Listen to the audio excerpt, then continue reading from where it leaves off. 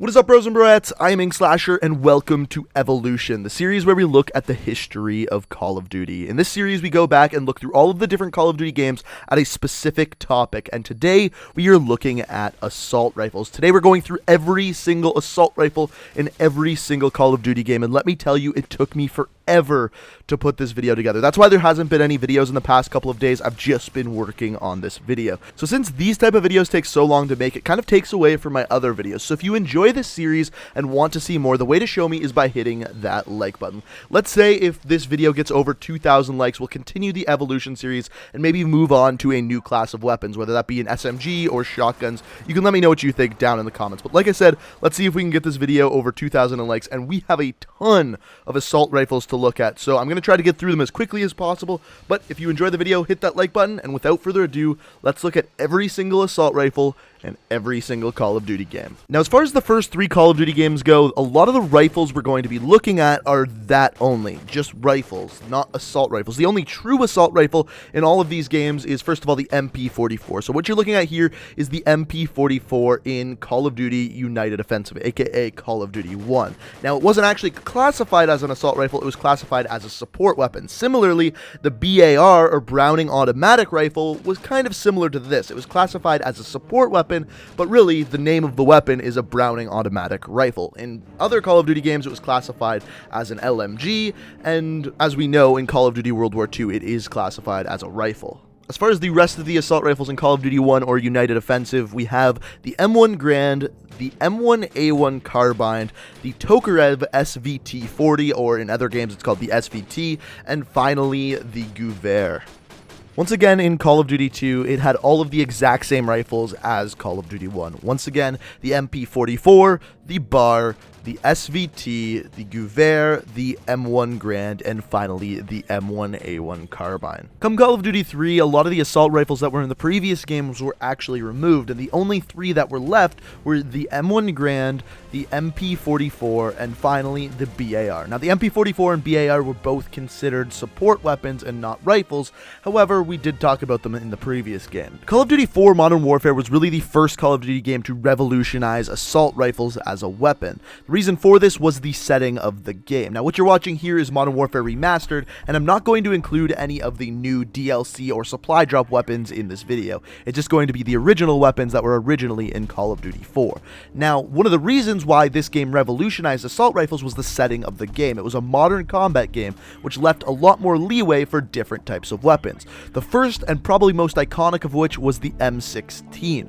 Reason being, this was the first ever burst action assault rifle to be in a Call of Duty game. Not to mention, it was probably the most powerful weapon in the game. Because the setting was a modern combat game, it meant that there was going to be a lot more fully automatic assault rifles, one of which is the AK-47. This was a higher damage, slower firing automatic assault rifle, which was kind of opposed by the M4 Carbine. This was a faster firing, lower damage, lower recoil weapon, similar to another one of the automatic weapons in the game, the G36C. Now, these two weapons were very similar. Some of the main differences was, first of all, the recoil pattern and the look of the weapon. Now, the only other fully automatic weapon in the game was the MP44, and the interesting thing about this weapon is it was the only weapon in the multiplayer that you were not able to use any attachments on. Of course, there was also some semi-automatic assault rifles in the game as well. There was the G3 and the M14. Come Call of Duty World at War, there were more assault rifles added into the game, but most of which were only semi-automatic, except for one, the STG-44. Now, this is also known as the MP44 that we saw in earlier games. However, in this game, it was the STG-44. Now, this stood for the Storm Gewehr 44, and as I mentioned, was the only automatic assault rifle in the game. Aside from that, one of the most iconic ones in the game was the M1 Garand. This was a slower firing, higher damage assault rifle compared to the others in the game, one of which, probably the most commonly used, was the SVT-40. Now, this weapon, as we saw in earlier Call of Duty games, was known as the Tokarev, and as I mentioned, this one had a little bit faster of a fire rate and a little less damage than the M1 Garand. grand. Opposite of that, we had the Gewehr, which was a faster firing, lower damage with practically no recoil. Finally, similar to this was the M1A1 carbine, which similarly had very fast fire rate, which actually had no limit. You could fire it as fast as your trigger finger would go, and on top of that, it had low recoil. Then came along Modern Warfare 2, once again adding even more assault rifles to the game. Now, it kept some classics from Modern Warfare, but added some brand new ones never before seen in the Call of Duty series. One of those would be the FAMAS, a brand new burst action assault rifle similar to the M16, which was once again in Modern Warfare 2, taken from, as we saw it earlier, in Call of Duty Modern Warfare. Now, that was all for the burst action assault rifles in the game. However, there was only one semi-automatic assault rifle, the FAL. Now, this one had a very low recoil, very high damage, but a very, very slow fire rate compared to the other automatic weapons in the game. As far as automatic assault rifles went, in Modern Warfare 2 there was a plethora. The first of which is the M4A1, which was basically a remake of the M4 carbine that we saw in Call of Duty 4. After that, we have a new assault rifle, the SCAR-H. This was a slower firing, higher damage assault rifle, similar to another one of the assault rifles, the TAR-21. The only real two factors differentiating these two weapons was once again the recoil and the actual image of the weapon itself. After that, we have a fan favorite, the ACR. This was the first time this would appear in a Call of Duty game, and this was known for having absolutely no recoil and being very easy to control. And finally, a weapon that would never really return to the game, the F2000. This was just a very odd weapon, and it didn't really compete with the rest of the assault rifles in the game. And the final assault rifle that you unlocked in the game was the AK-47, one that we had seen before in previous titles. Now, out of any Call of Duty game that has ever been released, the most amount of assault rifles to come out at the release of the game belongs to Call of Duty Black Ops 1. Now, this game is host to one of the most powerful and iconic assault rifles of all time, that being the FAMAS, for a couple of reasons. First of all, it has pretty good damage. On top of that, it has very low recoil for a weapon with such a high fire rate of 937 RPM. However, this isn't the only assault rifle in the game with that fire rate. The other one is the AUG, or the AUG. The difference between these two weapons is that the AUG has slightly more recoil than the FAMAS does, even though they both have the same fire rate. Now, Black Ops 1 is also home to many other automatic assault rifles, including the Enfield, which is probably the worst assault rifle out of any of them in this game. On top of that, there is the Galil, which is a slower firing, higher damage assault rifle, alongside the AK-47, which once again is similar to all of the other AK-47s in most other Call of Duty games. And finally, the Commando. The Commando was almost like the Galil, however, it looked a little bit different and packed a little bit more of a punch. Now, in Black Ops 1, it is once again home to two different semi-automatic rifles. First of all, we've got the M14, and the second of which is the FN FAL. The main difference between the two is the FAL has a little bit less recoil than the M14. And finally, we've got the burst action assault rifles. First off, we got the M16, similar to the other M16s we've looked at in this video, and the G11. Now, you unlock the G11 once you've unlocked every other assault rifle in the game, and you could do this every single time you prestige. Now, it was a very fast firing burst action weapon, which had a little bit longer of a burst delay than the M16 does. The main difference is the 3 bullets fired faster out of the weapon than the M16s did. Modern Warfare 3 was a little bit interesting. When this game came out, most of the assault rifles had already been in Modern Warfare 2. For example, all of the guns that were previously in Modern Warfare 2 included the M4A1, the M16A4, but it was just called the M16 in Modern Warfare 2. We had the SCAR-L, which was formerly known as the SCAR-H. We have the ACR 6.8, we have the MK14, and the AK-47. It also included the G36C, which you may have remembered seeing back in Call of Duty 4 Modern Warfare. Now, there was also 3 brand new assault rifles new to Modern Warfare 3. The first of which was the CM901. Now, this was noted as probably the worst assault rifle in the game, as it had similar stats to the M4A1, but with much, much worse recoil. Another new weapon was the Type 95. This was a brand new burst action weapon, which kind of felt like the FAMAS from back in Modern Warfare 2. This weapon would frequently be a 1-round burst kill, which made it viable in most multiplayer maps. And the final new weapon in the game was the FAD.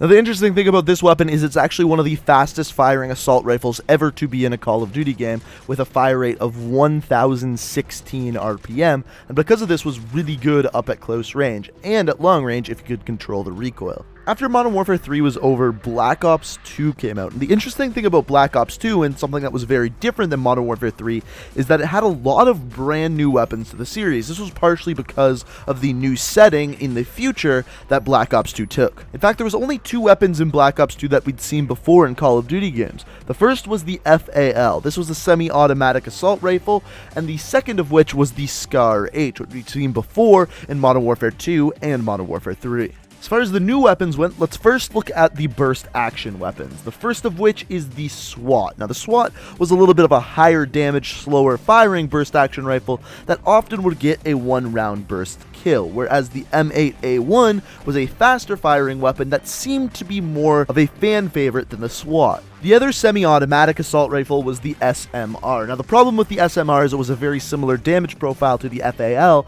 However, its fire rate, or max fire rate, was a little bit slower than that of the FAL. Now, as far as the new automatic rifles go, one of the slower firing ones was the AN-94. However, its high damage rate was what really made up for this, and this weapon, once again, quickly became a fan favorite, and was by many considered to be one of the best assault rifles in the game. Now, as far as a little faster firing assault rifles, we had the MTAR, which had a little bit more recoil than the M27. Now, the M27 and the MTAR had the exact same fire rate. However, the M27 was simply a little bit more accurate and didn't do quite as much damage. On the other end of things, the faster firing assault rifles, we had the new Type 25, not to be confused with the Type 95 back from Modern Warfare 3. Up next, the first game on the next generation consoles, we got Call of Duty Ghost, and this game actually had another class of weapons called marksman rifles that we're not going to focus on in this video. In this video, we are just focusing on the assault rifles in this game. Now, in this game, there were a lot of fully automatic assault rifles. For example, one of them is the AK-12. This was a different rendition of something we knew from many Call of Duty games before as the AK-47. Another weapon that we'd seen before is the FAD. This is a super fast firing, kind of high recoil, low damage weapon, similar to another weapon in this game, the ARX-160. This had a fire rate of, I believe, 854 RPM, so a pretty fast firing weapon in itself. A slower firing weapon, though, would be the Remington R5. Now, this is one of the fan favorite weapons in this game, possibly one of the best weapons in the game. It was a slower firing assault rifle with very low recoil and high damage. And then there is the mid-range assault rifles. You had the SC-2010 and the SA-805, two weapons that were actually very similar to each other. The main difference between the two is the SA-805 had a little bit more recoil than the SC-2010. And then there was the new weapon to the streets, the Honey Badger. Now, the interesting thing about this weapon is that it had an already equipped suppressor, which means you didn't have to take up an attachment slot to put the suppressor onto the weapon. This was actually a first in the Call of Duty franchise. Now, all of the semi-automatic assault rifles fell into the marksman rifle class, which I said we're not going to focus on this. However, there was one burst action weapon called the MSBS. Now, the interesting thing about this weapon is when Call of Duty Ghost was originally released, this was by far the best weapon in the game. After that, they nerfed it and was then one of the worst weapons in the game. It's one of the biggest nerfs in Call of Duty history, if you remember it. And the final assault rifle in Call of Duty Ghost was the very first DLC assault rifle. It was added into Call of Duty Ghost. It was known as the Maverick. It could be used as either a sniper rifle or an assault rifle. Now, as far as Advanced Warfare goes, the game actually wasn't shipped with that many assault rifles built into the game. In fact, there was only 6. 3 automatics, including the AK-12, which was a remake of the fan favorite AK-47, the HBRA-3, which was a slower firing, higher damage weapon, and the BAL-27, as everyone knows, which was the most powerful weapon throughout most of the life cycle of Call of Duty Advanced Warfare. There was also 2 different burst action assault rifles, including the ARX-160, which was a faster firing burst action assault rifle, and then the IMR, which was a slower firing 4-round burst assault rifle. There was also the MK14, which was a semi-automatic, which coincidentally was probably one of the worst assault rifles in the game, mainly because of the new advanced movement style, kind of causing some problems with semi-automatic weapons. Now, later in the game, there was new weapons added in via supply drops and DLC weapons. In fact, there was a total of 6 different assault rifles added in. We're not going to look at these in depth, but they include the AE4, the STG-44, AK-47, M16, M1 Grand, and finally the lever action assault rifle. And then Black Ops 3 actually did something relatively similar. They released the game with 7 total assault rifles, and now at this date, the game has 14 in total. There was 4 fully automatic assault rifles, including the slow-firing Man of War, which had a higher damage profile, the middle-of-the-road KN-44, which kind of had your average fire rate and an average damage profile, and then the ICR-1, which had a slower rate of fire but was next to no recoil, and then finally the HVK, which had a faster fire rate, was similar to the ICR-1 with low recoil, but had a slight amount more than the ICR-1 did. Then you had your 2 burst fire assault rifles, which included the XR-2, which was a little bit slower firing than the M8A7, which was a fan favorite weapon and probably one of the best weapons in the game. And finally, you had your semi-automatic assault rifle, which was the Shiva. Now, once again, I'm not going to go into a super amount of detail with all of the different DLC/supply drop assault rifles in Black Ops 3, but here's what they are. You have your MX Grand, your FFAR, your Peacekeeper Mark II, your LV8 Basilisk, your M16, the Galil, and finally the KVK-99M, which is a recreation of the AN-94 from Black Ops 2. And last but definitely not least, we have Infinite Warfare. Now, Infinite Warfare shipped with 5 total assault rifles, plus 2 classic assault rifles, which you could earn through prestiging. Now, the 2 classic assault rifles include an M1 Grand and something called an OSA. If you ask me, this is a recreation of the ARX from previous Call of Duty games. More of like a faster firing, high recoiled weapon. Now, the assault rifles actually classified as assault rifles include an NV4, which is a longer range, lower recoil, higher damage weapon, a K-Bar, which is a faster firing, great at short to mid-range assault rifle, the Volk, which is a recreation of what we know as the AK-47, however, just a futuristic version of that, the Type 2, which is a faster firing assault rifle that can be split into 2 machine pistols and used as almost like akimboed SMGs, and finally the R3K, which is your classic burst action assault rifle.